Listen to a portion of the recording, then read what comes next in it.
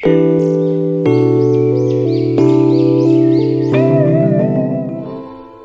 what extent is water capable of picking up information? What does it perceive? And how does it remember it over time? The Aerospace Institute in Stuttgart has discovered a relatively simple way of making the structure of a drop of water visible. The researchers have had their efforts rewarded by insights into a very beautiful world.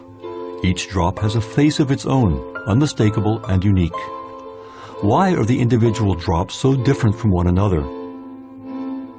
We got a lot of people to come to a lecture hall here at the Institute, gave them all the same water, had them make drops at exactly the same time, collected all the drops, and then discovered that each individual produced different images from the same water. And here you can see the results. Here on the right you can see that the images of the individual students are different, but those made by a given student are all quite similar.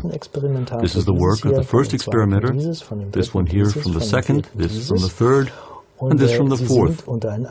Individually they can quite easily be reproduced, but you would never have thought that they were all from the same water, because when you compare the images from the different people, you see some big differences. Then we undertook experiments to find out whether things changed when we put something into the water. A real flower was placed in the water. A while later we took a drop of water, and here you can see one of the pictures. And you can see it in this picture. It's the typical image you get when you put a flower into water. You could recognize the flower in every single drop in this glass, of course. That can be reproduced and has significance. And if you were to put a different flower in here, for example, a Sweet William flower, then all the drops of this water would look like Sweet William.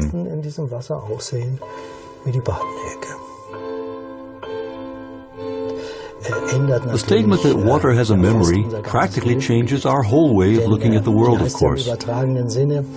Let's travel down the Rhine in the figurative sense.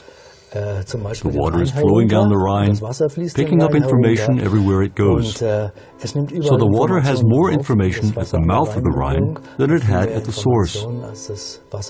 And the Dutch, living at the mouth, when they drink that water, they're also drinking all that information.